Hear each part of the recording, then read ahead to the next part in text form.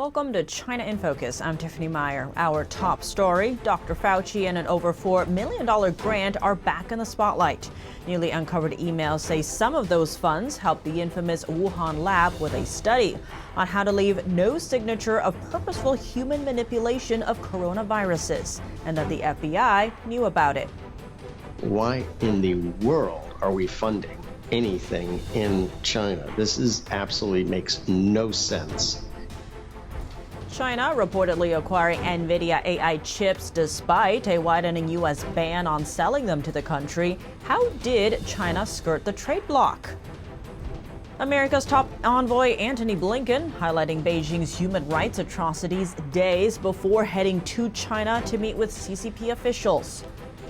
And Germany arresting an EU parliamentary aide on charges of spying for China. It follows the detention of 3 Germans on similar charges just hours before.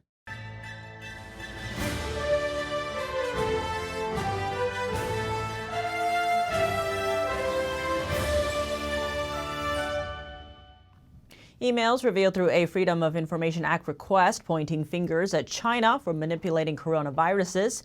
The evidence accuses certain Chinese experiments of being designed to hide purposeful manipulation of the viruses. What's more, that research was reportedly funded by millions of U.S. taxpayer dollars, a grant greenlit by Dr. Antony Fauci, and the FBI knew about it. Here's more. One of several emails sent to the FBI back in 2020 reported details of the Chinese experiments. It detailed experiments on how biotech could be used to charge coronaviruses, but at the same time, the changes would leave no signatures of purposeful human manipulation. The same email adding the research would, quote, test the ability of the resulting novel viruses to infect human cells in culture and to infect laboratory animals. The email also noted 2 important names, saying the current NIAID grant was marked for certain coronavirus studies being conducted at the WIV. NIAID refers to the U.S. National Institute of Allergy and Infectious Diseases. Dr. Antony Fauci headed the institute at the time, and WIV is short for the Wuhan Institute of Virology. That's the now infamous Chinese biolab sitting in the same Chinese city where the first cases of COVID-19 were reported in 2019. According to the NIAID's website, the U.S. government granted the institute over $4 million, and Dr. Fauci's agency sent some of that money to the Wuhan lab. In another of the emails, an FBI agent described the findings quite alarming. The agency received these emails back in April 2020. But they were not made public until last Friday. Fast forward to this Friday, nonprofit Judicial Watch obtained the emails through a Freedom of Information Act request. The identities of the people involved in the email conversation were redacted. Worth noting, Washington suspended federal funding to the Wuhan Institute of Virology last summer, given the lab failed to alleviate Washington's concerns over its ties to the COVID-19 pandemic. FBI Chief Christopher Wray said publicly last year that the virus most likely came from China's lab. He stated that, quote, you're talking about a potential leak from a Chinese government-controlled lab that killed millions of Americans. The U.S. intelligence community as a whole is divided on the matter. At least one other agency is also assessing a lab origin as likely for COVID-19. Others are undecided or lean toward the natural origin theory. China has largely blocked investigations into the origins of COVID-19 and declined to make information from the lab public. To discuss further concerns about U.S.-funded virus research at the Wuhan lab, we sat down with John Mills, retired Army colonel and senior fellow at the Center for Security Policy. John Mills, thank you so much for joining us. Great to have you back on the show. Tiffany, thank you. Always an honor to be on the show with you. Now, the nonprofit Judicial Watch was the one that obtained these emails through FOIA, or Freedom of Information Act. Now, they found that this was the agency headed by Dr. Antony Fauci, the National Institute of Allergy and Infectious Diseases, and that they funded $4.3 million of the grant. Some of those funds went to the infamous lab in Wuhan. Now, given what we know now or don't know about the pandemic, how do you see all of this fitting in? I think we need to know truth, and this helps reveal truth on what was going on. We had U.S. government taxpayers' money going to Wuhan, and what was going on here? And I think Dr. Fauci and EcoHealth were not fully honest, revealing on what was going on. What was there? Why did Fauci work so hard to suppress anything about a connection of the Wuhan lab with this work? I think this is information that should have been out there from the beginning. On that note, these techniques are known to people who are familiar with it. Why do you think that this research was given to China? Why not other countries? This does bring up the question of the BioLab program. The BioLab program is a growth of the 1992 Nunn-Lugar bill that was updated during the early 2000s. That's when this unexplainable series of biolabs were created around the world, primarily run, originally it was Department of Defense, but in the early 2000s it transitioned mostly to Department of Energy and State Department. DOD was still a player.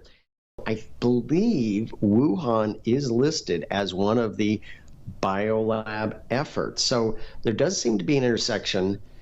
And it begs the question in modern times, why in the world are we funding anything in China? This is absolutely makes no sense in today's environment. And I hope there is no more secret grants going to Wuhan or anything in China. Now, a question sent in on this topic. Why in China is the Chinese Communist Party not bound by the treaty preventing genetic experiments on viruses? Well, I believe what they're referring to is the biowarfare treaty, which I believe China did sign in the, I think it was 1984. I think it was in the 80s, maybe 84. So China is a signatory to the bio treaty is one of the top 5 or 6 grand treaties of the Cold War era. And you can do you can have a lab to do biodefense. Gain of function is not biodefense. You're weaponizing the lab process and the procedures. So China is a signatory. They should not be doing this. We have to find truth, and we need to hold, because again, as FBI Director Wray, millions of Americans and millions more around the world died because of this chaos, and we still don't know truth on the Wuhan lab. John Mills, thank you so much for your time. Tiffany, thank you. Always an honor to be on your show. Banned NVIDIA microchips are surfacing in China. New research shows China obtained the high-end AI chips through resellers, despite a broad U.S. ban on selling them to China last year. Let's take a closer look.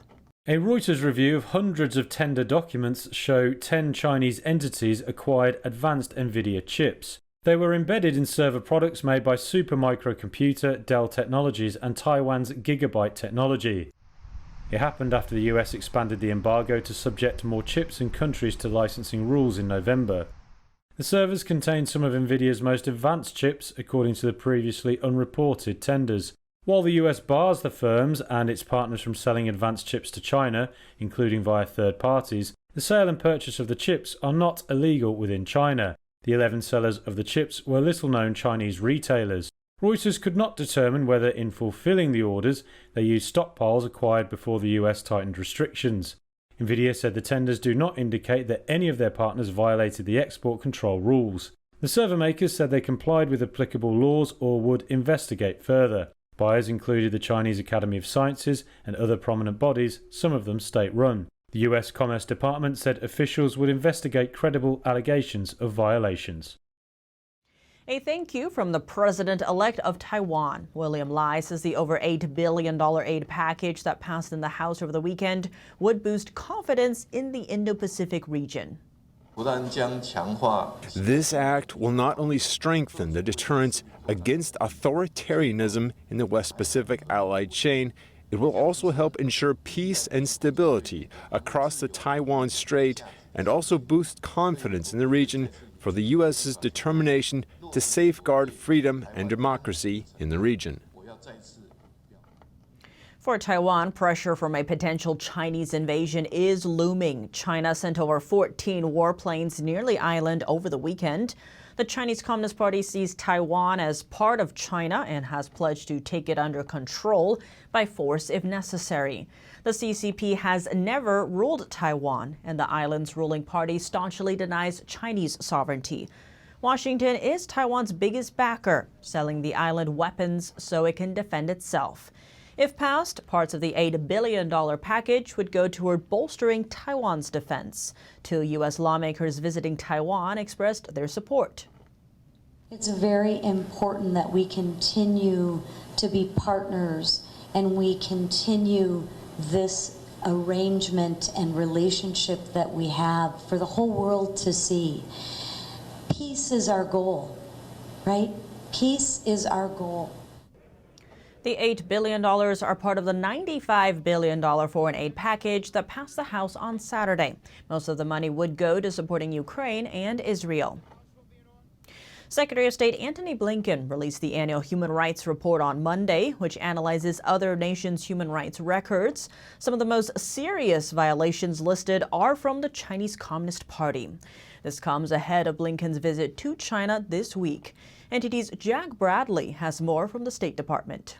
Secretary Blinken is expected to talk about China's human rights abuses on his visit to China this week. Now, this comes amid a report that was released, an annual country reports on human rights practices, which covers nearly 200 countries and territories. It details the Chinese regime's crimes against humanity, particularly targeting practitioners of religious belief, like the Muslim Uyghurs or Falun Gong, a Buddhist-based practice centered around the tenets of truthfulness, compassion, and tolerance.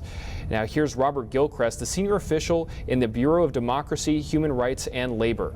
And he will, as in all of his engagements with the PRC, raise human rights at the highest levels and in the clearest way. And that means with regard to the full array of concerns that we have with the PRC.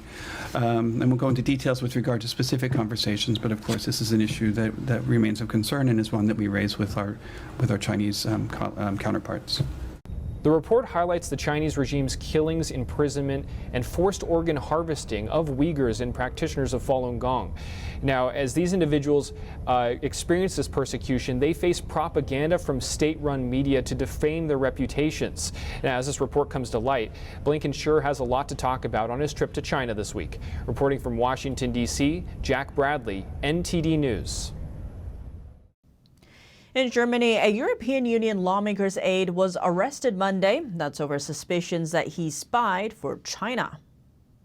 The news came less than 24 hours after German authorities arrested 3 people for allegedly spying for China in a separate case. The suspect is accused of working for a Chinese intelligence service and of repeatedly passing on information about negotiations and decisions in the European Parliament in January. Prosecutors allege that he also snooped on Chinese dissidents in Germany. He's worked for a German lawmaker in the European Union's legislature since 2019. Authorities did not identify the lawmaker, but Maximilian Krah, a self-described right-wing politician in the EU Parliament, said he found out about the arrest of his employee from the press Tuesday. Krah is his party's top candidate in the European Parliament election this June. Krah said he doesn't have further information, adding that he would fire the aide if the allegation is confirmed. Over to Taiwan, a series of earthquakes rocked the country overnight. Authorities have reported no major damage and no casualties. The U.S. Geological Survey says the strongest quake had a magnitude of 6.1. This comes after a magnitude 7.4 earthquake hit the island earlier this month. That tremor killed 17 people and injured over 1,000. NTD's Jeremy Sandberg has the latest on Taiwan's quakes. Taiwan officials say 2 multi-story buildings took further damage overnight after being evacuated earlier this month after a magnitude 7.4 quake. The U.S. Geological Survey says the epicenter of Tuesday's 6.1 magnitude quake was south of the city of Hualien. I don't dare to sleep. The half-dozen other tremors, all near Hualien, ranged from magnitude 4.5 to magnitude 6. The rural area took the brunt of the damage from the earthquake earlier this month. Hualien's mayor asked residents not to stay inside buildings until danger subsides. Everyone is in panic and fear. I hope all residents can move to an open place. Buildings across large parts of Taiwan swayed, including in the capital, Taipei. As we live on the 6th floor, I felt it was a bit troublesome to go down. Taipei residents seemed largely unfazed, with some saying they kept sleeping, even as the island shook overnight. Yes, we still have to sleep. Yes. I was very tired. I just continued to go back to sleep, hoping for the best. Taiwan has strict construction standards and widespread public education on earthquakes. Taiwanese chipmaker TSMC said it saw no impact on operations. Jeremy Sandberg, NTD News. That's all for today's China in Focus on YouTube. We're now sharing a shortened version of our program here after being demonetized for 3 years. If you'd like to support us, consider donating. Find us at donorbox.org/China-in-focus or subscribe to our partner platform, Epic TV, where you can watch our full episodes. Just click the link down below. Here's what to look out for in our second half. Could some U.S. weapons be manufactured in Taiwan? Some lawmakers have floated the idea to help ease a $19 billion delay in U.S. weapons deliveries. The U.S. and China locked in a race to put humans back on the moon. NASA asking Congress for a budget boost to keep America's edge. My concern would be is if China got there first and suddenly said, okay, this is our territory, you stay out. And is China exploiting the war in the Middle East? A government commission in Washington discusses how the ongoing conflict in the region benefits the Chinese regime. More on that after the break here on China in Focus. Thanks for watching China in Focus. I'm Tiffany Meyer. See you tomorrow.